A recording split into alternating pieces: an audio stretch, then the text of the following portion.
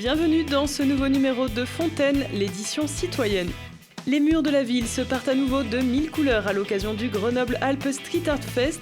Coup de projecteur sur l'inauguration de la fresque de l'artiste polonais Robert Proch. Et puis malgré les trompes d'eau, la fête de la musique ne s'est pas tue à Fontaine. Vous étiez nombreux à vous presser derrière les murs de la source pour écouter les groupes rapatriés à la hâte, mais toujours dans la bonne humeur. Enfin, nous ferons le tour des prochains temps forts à Fontaine dans l'agenda.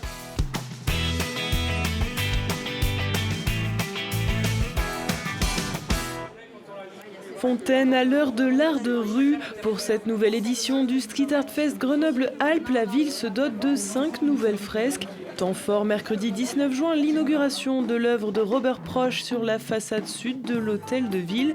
Opération en musique grâce au Big Bang du Conservatoire de la Source. Le street art, c'est une fenêtre ouverte sur le monde parce qu'on accueille des artistes français mais aussi internationaux. C'est des fenêtres qui viennent donner de la couleur dans la commune, donc il y a plutôt de très bons retours de la part de la population. Moi je pense au panneau d'entrée de ville qui est maintenant en 3 dimensions. Je pense à l'œuvre de Seiner l'an dernier sur la place Louis Maisonnat, à l'œuvre plus emblématique de Sète du petit garçon et de la petite fille qui s'appelle Le Fil au niveau de l'arrêt de tram des Fontainades. Donc des œuvres qui sont très différentes dans leur style, dans leur approche même du street art, avec les différentes techniques, pochoir, peinture, du relief en ce qui concerne le panneau d'entrée de ville. Voilà, c'est toute la richesse du street art qui s'exprime sur nos murs. Et pour nous, c'est une grande richesse et une grande fierté de collaborer avec le festival. Pour cette réalisation, l'artiste polonais n'a reçu de la ville qu'une seule requête, insérer un personnage de l'humain dans sa fresque, défi relevé en toute légèreté. Robert Proch est un artiste polonais qui est un des fers de lance du graffuturisme avec Augustin Kofi. Et donc dans son travail, il va exprimer un petit peu la notion de temps, de déplacement, de mouvement. Et c'est quelque chose qu'on va retrouver graphiquement dans la fresque qui est derrière moi.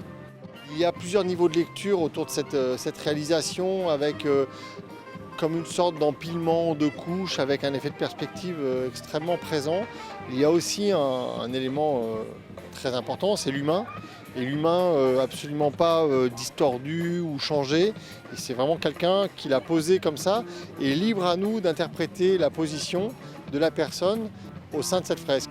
Est-ce qu'il est en lévitation? Est-ce qu'il est en train de tomber ou est-ce qu'il est en train de s'extraire? Et techniquement parlant, cette œuvre est assez intéressante parce que le graffuturisme, on est quand même sur de la ligne très précise, sur quelque chose qui se rapproche du plan d'architecte. Et Robert Proch, lui, il arrive à enrichir ou à distordre un petit peu cette manière de faire avec une touche impressionniste qui va rendre la chose un petit peu plus humaine et s'extraire des œuvres qui sont vraiment extrêmement graphiques et comme un travail d'ordinateur en fait. Il faut aller beaucoup plus loin que ça et on est sur un vrai geste de peinture et de peintre. Pour en apprendre plus sur le graffuturisme, rendez-vous au Vogue où 2 toiles de l'artiste Robert Proch sont exposées aux côtés d'un autre grand nom du genre, l'américain Augustin Kofi. C'est à voir jusqu'au 6 juillet.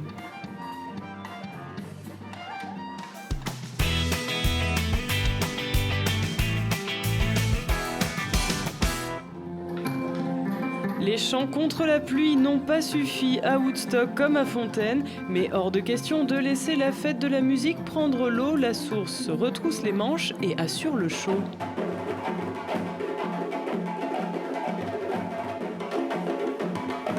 Voilà, fête de la musique exceptionnelle aujourd'hui avec une alerte météo, vigilance orange, vent violent, orage et grêle. Donc un petit changement de programme après un montage toute la matinée, démontage en urgence, repli à la source parce que cette fête de la musique elle doit avoir lieu coûte que coûte.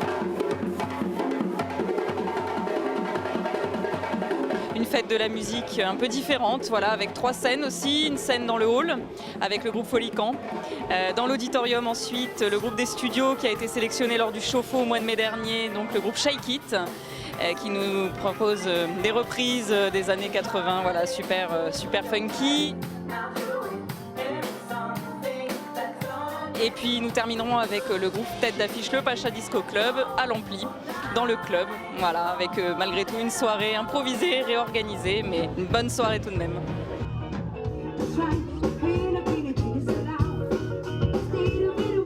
Samuel Nikolai Patalai, membre du Pacha Disco Club.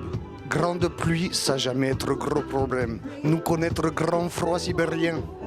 Pacha Disco Club, amener chaleur dans ton cœur.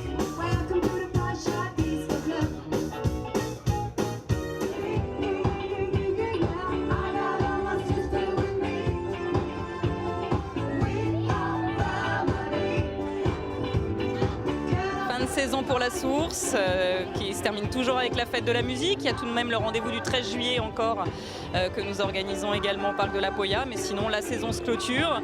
On travaille à la prochaine et à la présentation de saison qui aura lieu le 12 septembre à 18h30 en grande salle. Voilà.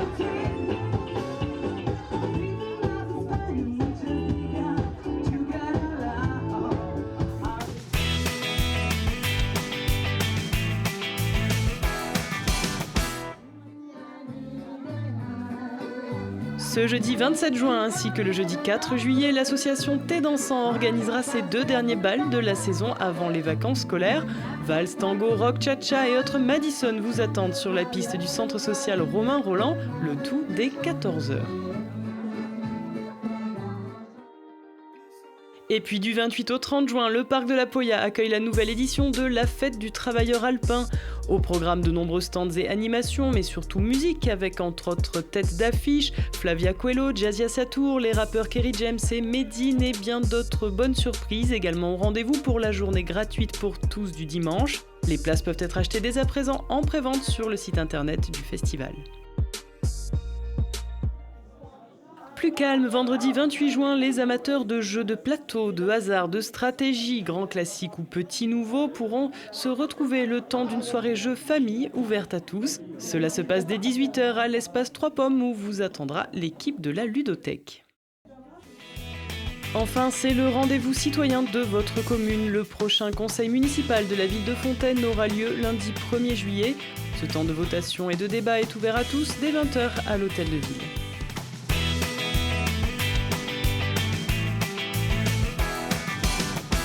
Et on se quitte avec la photo de la semaine. Fin d'année rime avec Kermesse, le groupe scolaire Marcel Cachin en a profité pour dévoiler une plaque sur le fronton de l'école portant l'inscription de la devise républicaine, liberté, égalité, fraternité, le tout en théâtre et en chanson. Belles vacances à eux et à la semaine prochaine.